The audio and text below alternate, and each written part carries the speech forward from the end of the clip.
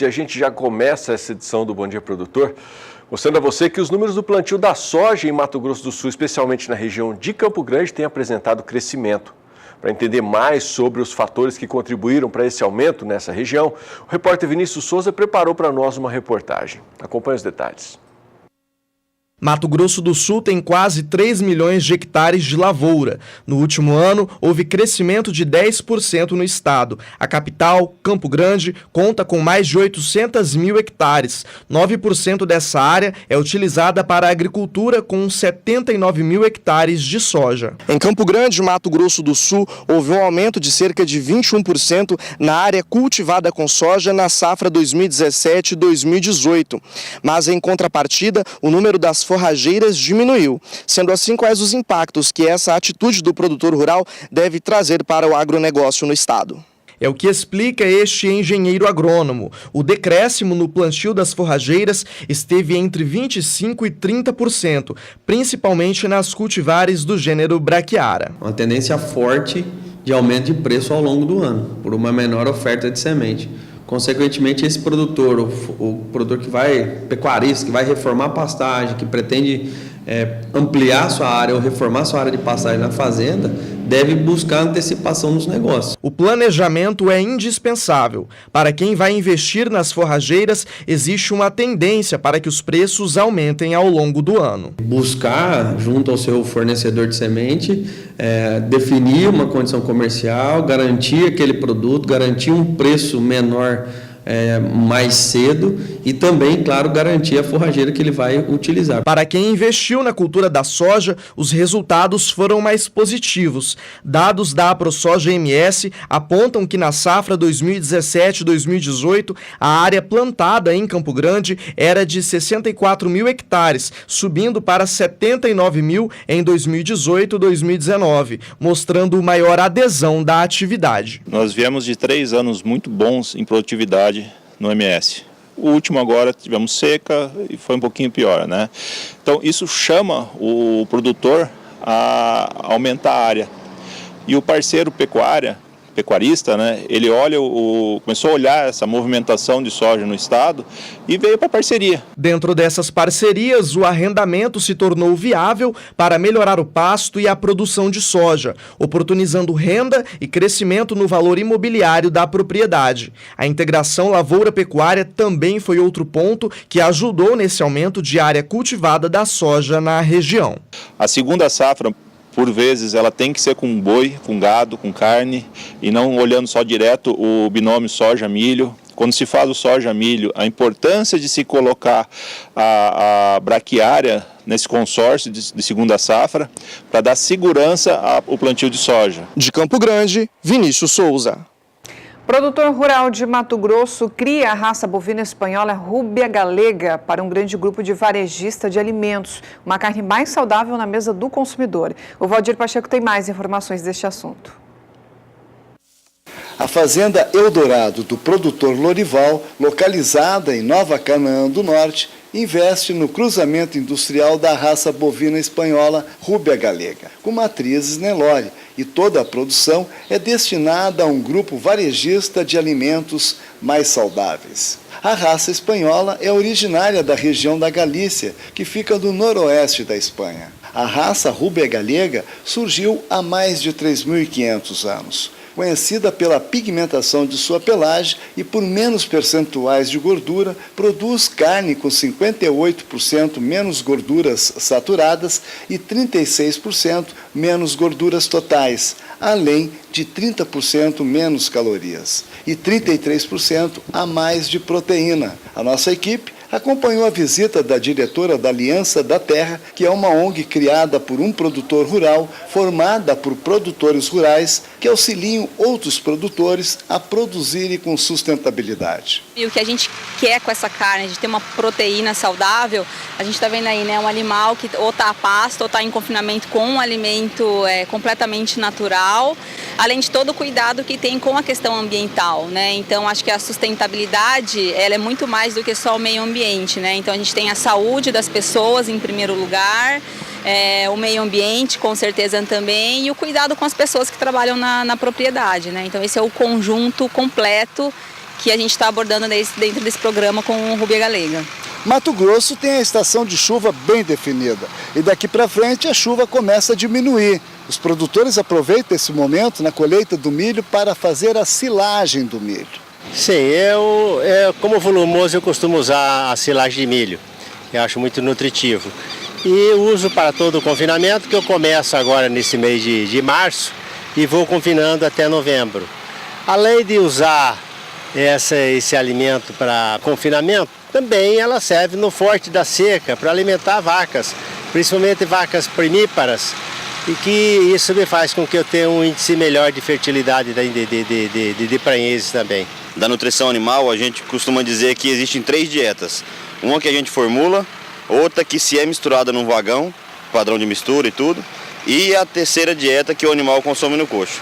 E esse momento que a gente está hoje, a confecção da silagem tem impacto nessas três dietas, nesses 3 pontos.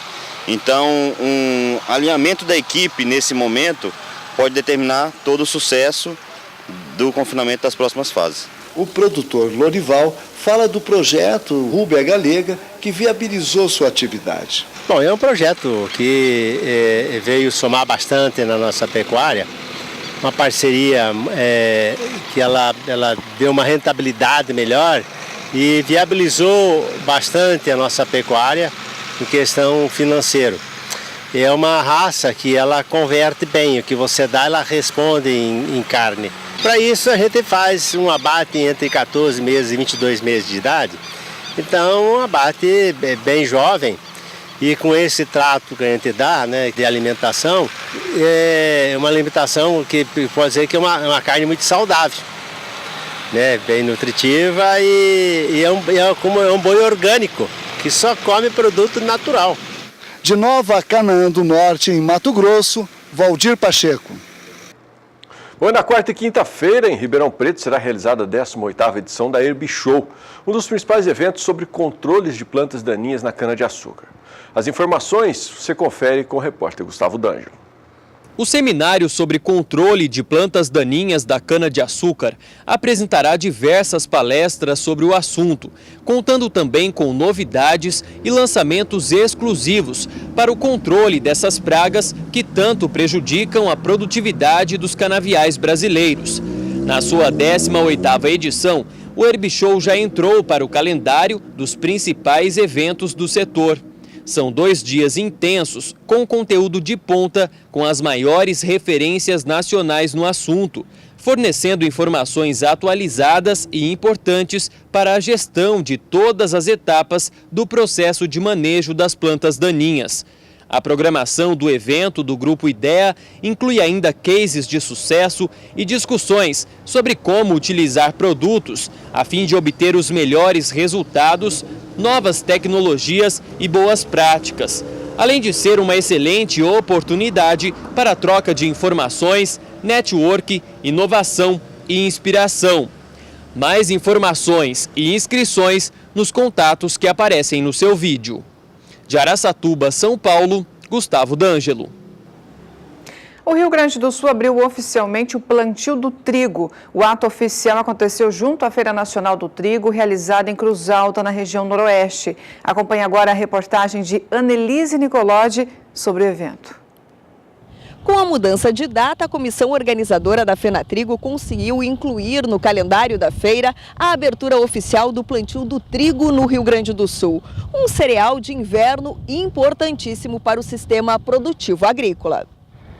Para o município de Cruz Alta, nós temos uma expectativa de aumento de 25% da área. Nós temos aí uma área que no ano passado chegou a 12 mil hectares, esse ano nós esperamos superar 15 mil hectares.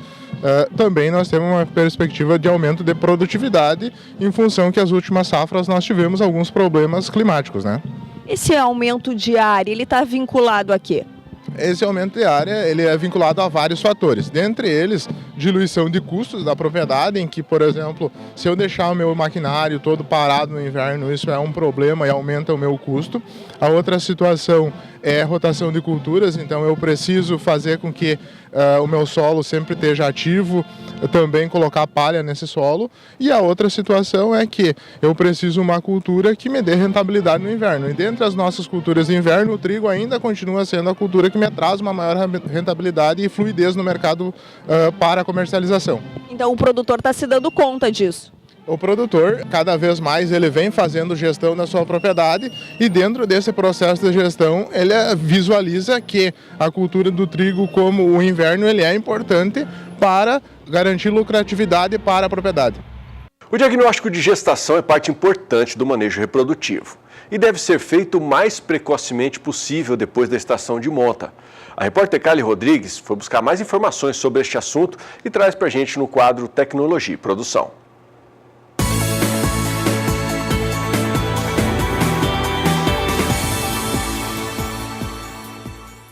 A rede LPF é uma parceria público-privada formada pela Embrapa, cooperativas, empresas de insumos e bancos. Tem o objetivo de acelerar uma ampla adoção das tecnologias de integração lavoura-pecuária-floresta por produtores rurais como parte de um esforço visando a intensificação sustentável da agricultura brasileira. A sustentabilidade ela entra nos seus 3 sentidos, que é a sustentabilidade ambiental, agrícola e social, né, nesta linha.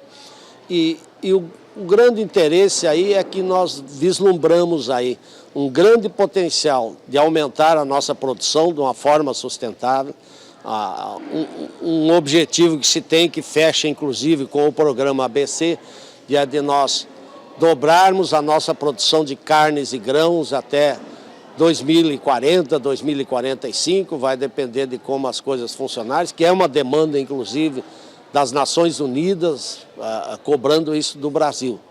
85% dos produtores já utilizam os sistemas integrados nas propriedades rurais. Quando o assunto é ILPF, Mato Grosso do Sul é referência, sai na frente dos outros estados brasileiros.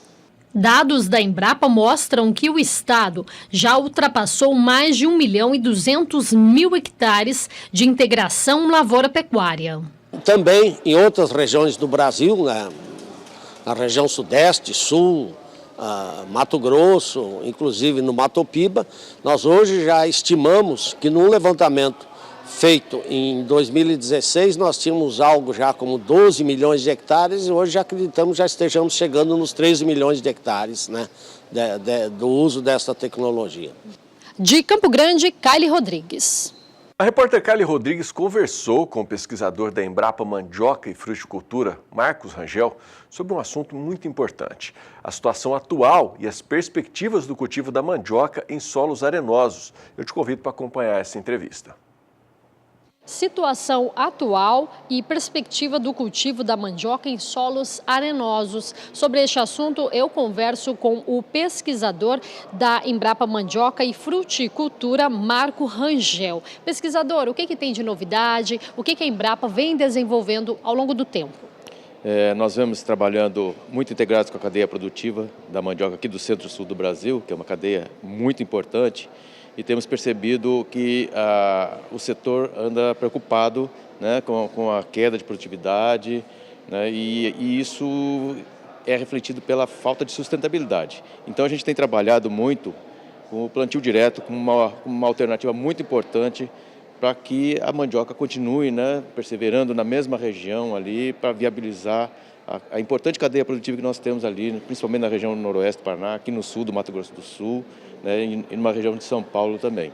Mas a situação da mandioca, então, tá perdendo espaço, é isso, para a gente entender? E aí esses experimentos são em solos arenosos ou em outros solos também? Sim, nós trabalhamos fortemente na região de solos arenosos, né, na região do Arenito Caiuá. E esses experimentos, a gente entende que a situação é uma situação de ameaça, realmente, né, e nós temos que fazer alguma coisa. Então nós estamos trabalhando muito com parceria, a cadeia produtiva está contribuindo muito nesses trabalhos, né, como forma de buscar uma sustentabilidade para ela mesma, que ela está percebendo né, que a produtividade está caindo, então a motivação está caindo também. E a gente precisa trazer uma nova motivação e o nosso trabalho tem muito a ver com isso. A questão da agricultura familiar, né? Os produtores, muitos utilizam, né, a mandioca aí como forma de plantação. Isso ainda se mantém? Como que está a situação? Sim, se mantém, né? Os pequenos empreendimentos rurais, a mandioca é muito importante como fonte de renda, talvez uma das mais importantes fontes de renda, né? Para viabilizar várias formas de uso, né? Porque não é só a mandioca que vai industrializar, também tem a mandioca que se consome nas cidades, né? Mandioca de mesa, e essa mandioca, principalmente, essa é da agricultura familiar.